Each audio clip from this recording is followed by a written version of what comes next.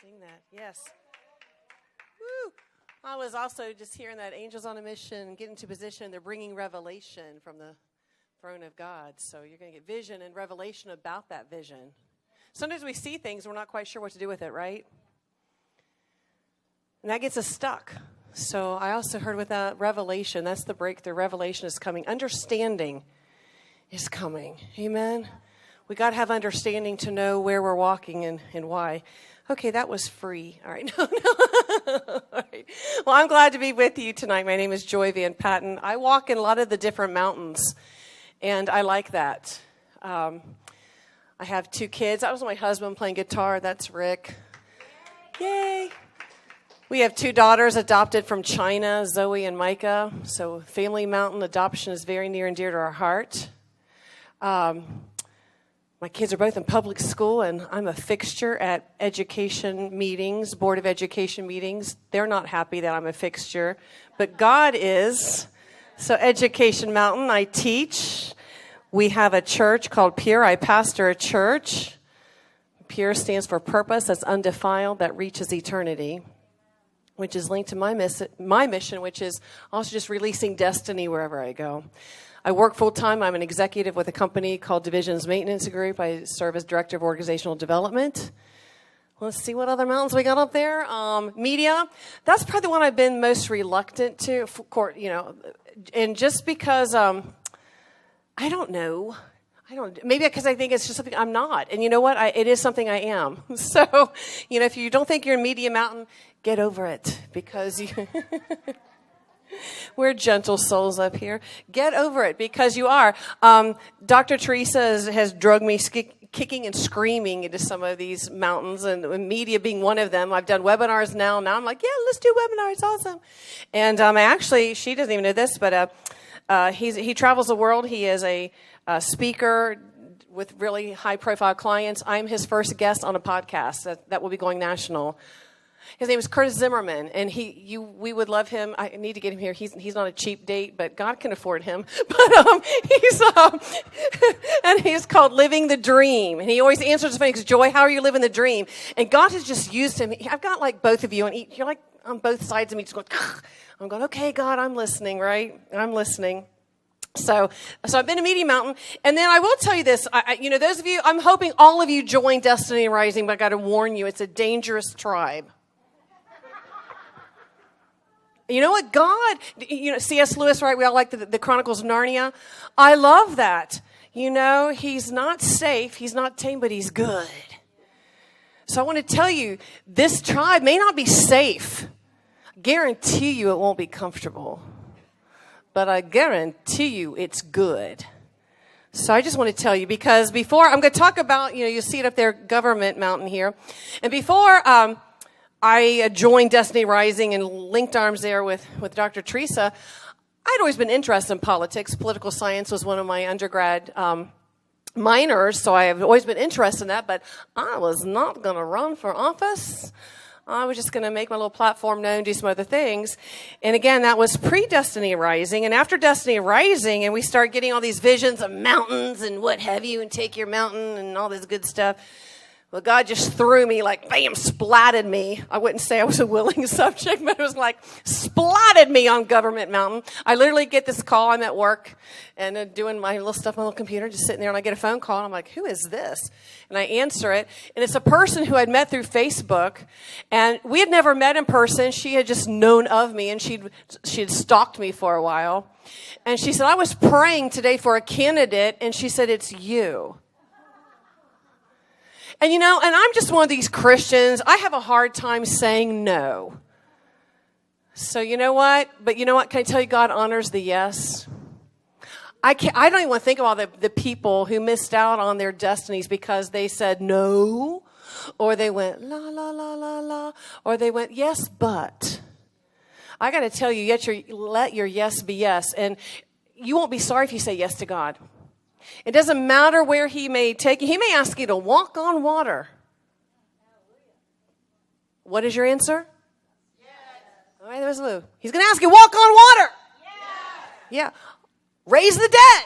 Yes. Yes, we can. That's right. Yes, we can. We all talk about talking to kings and presidents. He may just ask you to do that. And your answer is? Yes, he can. He may ask you to do a webinar and a podcast. May ask you to go speak at a Board of Education meeting because you heard of some stuff going on in the classroom that's just not going to happen on your watch. And what is your answer? He may just have you stand up in church with a word of knowledge that says it's time to get back on track. What's your answer? All right, we got the good answers. I like this. All right. So I'm building all this up because we're going to talk about one of my favorite words, which is grit. I love that word, grit. It's like John Wayne, right? True grit. Grit. I like grit. They would ask me, the place I work, it's kind of a gritty place because it's not that it's dirty, but it's just they're hardworking, crazy, passionate people that I surround myself with every day. And I love that. The vision of our CEO, once God gets him saved, look out. That's part of the reason I'm there. But I got to tell you, the guy's got vision. He has no trouble with vision. He has no trouble saying yes. Nothing stands in his way. Matter of fact, he sees a brick wall. That's an invitation to run through it. And that's what I've been surrounded by. And I'm like, what's it take to be successful here? People ask me. And I said, grit. If I had to put one word, grit. And I got news for you. What it takes to be successful in taking these mountains for God is grit.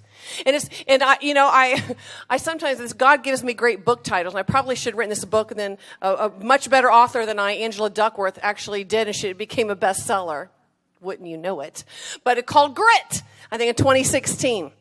And I love what she says. She kind of likens it and she defines it in two words, passion and perseverance.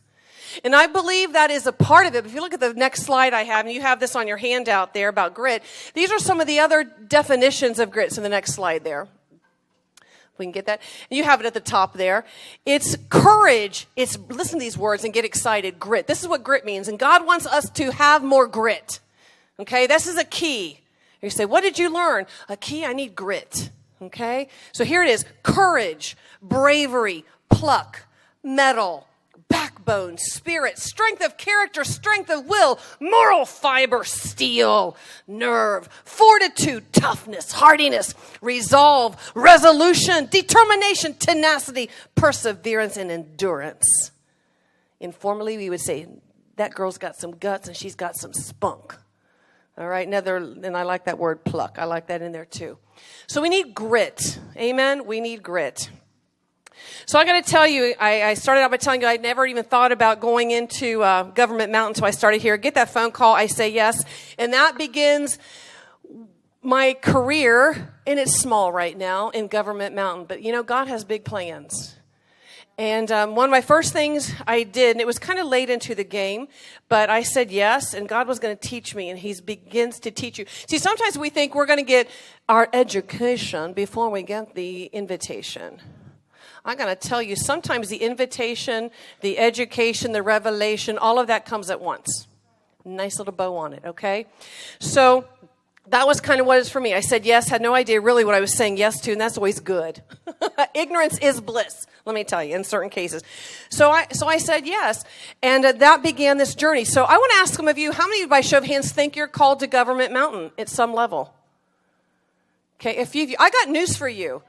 More of you are called in here than you know. How many of you have kids, relatives, friends that are, young people? They're teenagers, they're in primary school, or they're in college. Do you know what's happening in the campuses across America? Do you know what's happening in public education? I do, and it's ugly. You may just want to get a little grit about that because, you know what? This is our watch. This is the only watch we've been given. And, we're going to be held accountable for this watch. And so I'm here to tell you, LGBTQ, they are in there. They have no problem. Those people got grit. Those gay, lesbian, student, and straight education networks, which are allowed to walk into our schools every single day, they have grit. Abortionists walking right in to our courts at the state level and at the Supreme Court level have grit. Because they're not afraid to take a stand and stand on it. And we're like, oh, we love you, Jesus. Come take us away.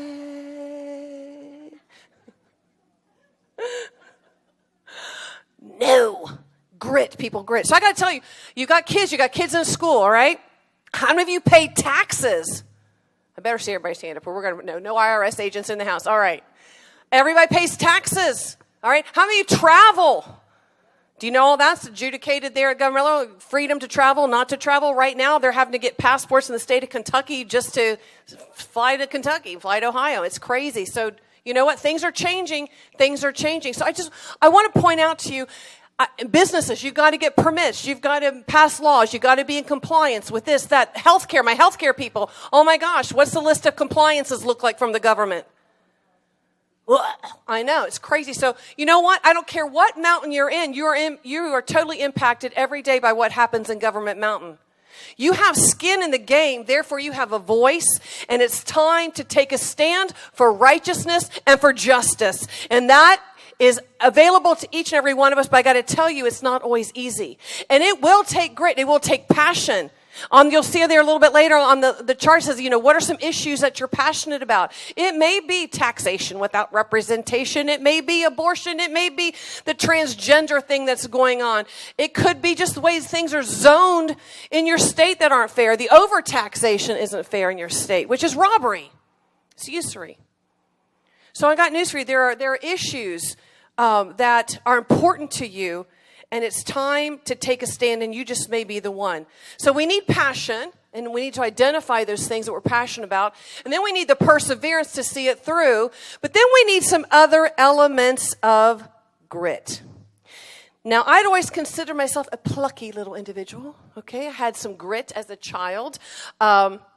I had lots of passions. I had lots of goals. I was focused. I achieved things. In some cases, an overachiever. And I didn't really accept the word no. Okay? Not in a bad way. I wasn't rebellious with my parents. I was an honoring child for the most part. But I always questioned why, even to my teachers in a respectful way, but I had pluck. I had this thing called grit. I had that in spades. So I was that girl who was going to be seen and was going to be heard, much to the chagrin of my mom and dad at times, okay? So I learned a lot about grit in terms of passion and perseverance, always in hot pursuit of something. But there was an element of grit that I really didn't have. And I kind of wanted to it's like a lot of us do, we want to get close to the edge, but maybe not get dirty. Or we get close to the pool, but we don't want to get wet, okay? So I'll own it for myself, I just would like to play in the issues world, right? And many of us, and not that it's a bad thing, so please don't say, well, she said we should stop doing that. No, we get on Facebook and we get our issues out there, but I got news for you, 99% of you, and all of myself included, we're preaching to the choir. Yeah, we're just giving each other a pat on the back going, woo, you go, girl. You got it. And it's like no one's listening. We may get a troll in every now and then, but that's our ranting and raving on Facebook is not moving the needle of culture. We got to do more than that. It's about grit. So here's my story. So I get thrown in, God throws me. I land on Government Mountain. I said yes. And I'm going along with writing candidate for school board, and I knew what some of the issues were, and I'd been vocal before as a parent, not to all the public, but at least to those that needed to know. I was pretty vocal about certain things that I would allow and not allow with my children. And, some of that it got some attention, good and bad. But now this is public, right? This is a public eye. And things are going pretty well. Okay, this political mountain isn't so bad. And then the play happened. The play called She Kills Monsters. Never, ever should be produced anywhere, in my estimation. Definitely not at a high school. And this was being produced at my high school. And I really didn't know much about it. I saw the posters and I went, I don't think I like this play. We need discernment, people. So then I went and investigated, because you know what? We got to get facts. So I can't just respond with discernment. I got to know what I'm talking about, all right? Which means I may read things. I go, what? But I need to know it because it's happening. Just because I don't want to see it, don't want to know it, doesn't mean it's not happening. So I had to investigate this. And then my daughter, she was a freshman in an honors English program.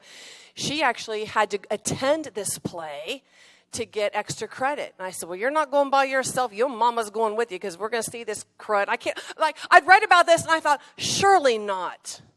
They'll change it. Oh, no.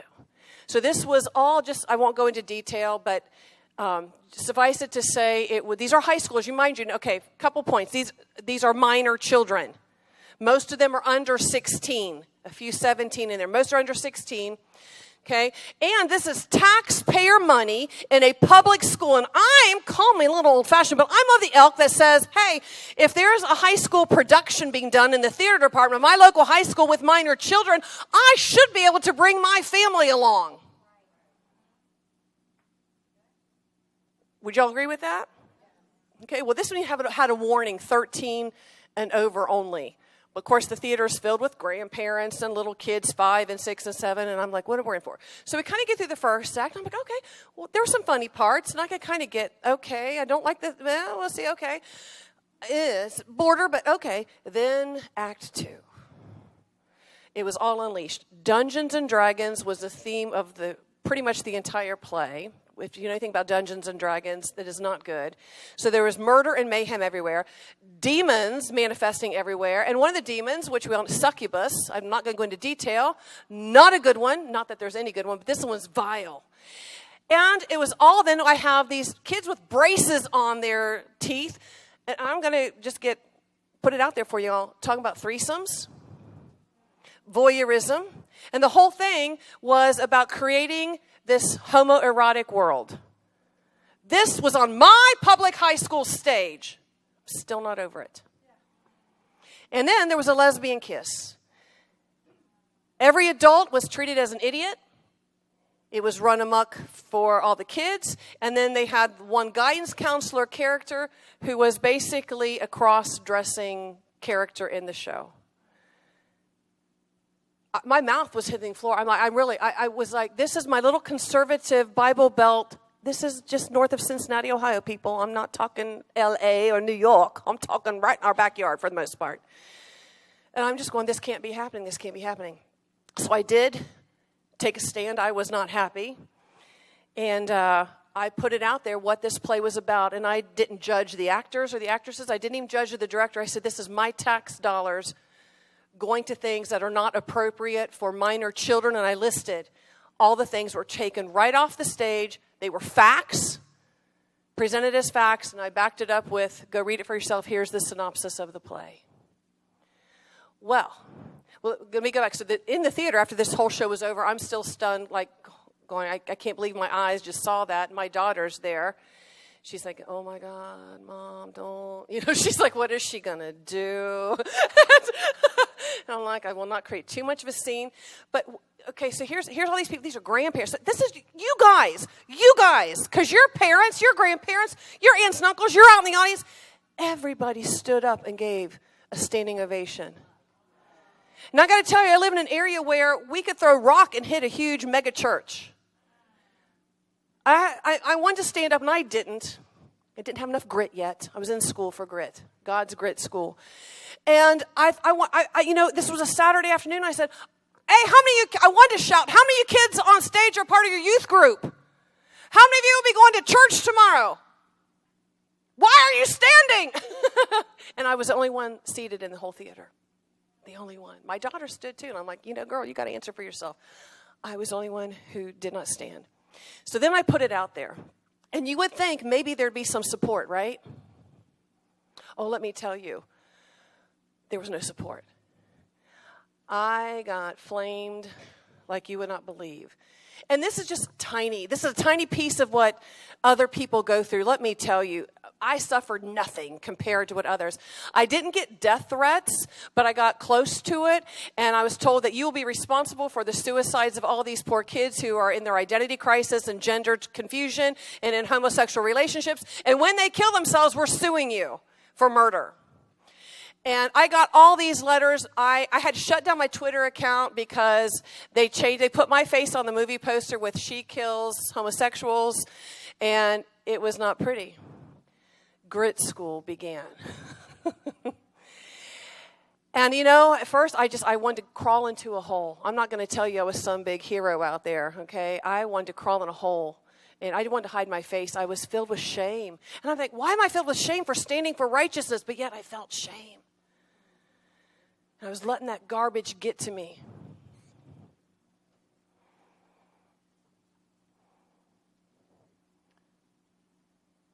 So I learned from that. I thought, you know what? Well, now it's out there. It became a little easier. Now it's out there.